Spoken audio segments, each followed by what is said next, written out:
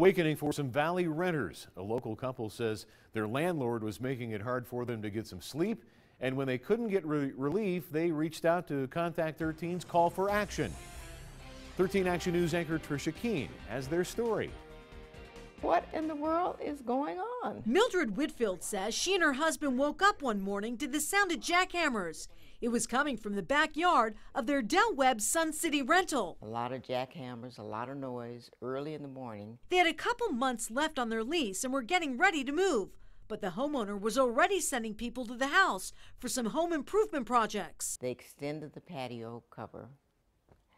Then they put a built-in barbecue on the patio and then built a fence around the house. She admits they were warned about some work, but nothing to this degree. Mildred says the construction workers were even plugging into her electricity. He's cutting the tile to put on the patio. And I'm thinking, boy, this is my power he's using. It just got real crazy. This is a daily thing, waking us up every morning. She and her husband called management several times to complain.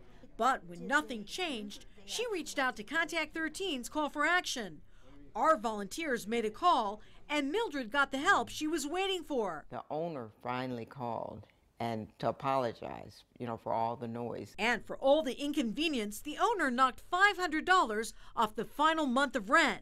Mildred says she couldn't be happier. I watch Channel 13 all the time, and I knew I'd get results. Here's the Contact 13 bottom line. If you're a renter, you have rights.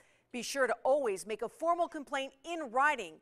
Hand something over in person. Send an email or a certified letter. That way there's record of your dispute. If the landlord still isn't willing to listen, we've got your back, Southern Nevada. Contact or Call for Action volunteers here at the station at 702-368-2255. They're available between 11 a.m. and 1 p.m. Monday through Friday. For Contact 13, I'm Tricia Keene.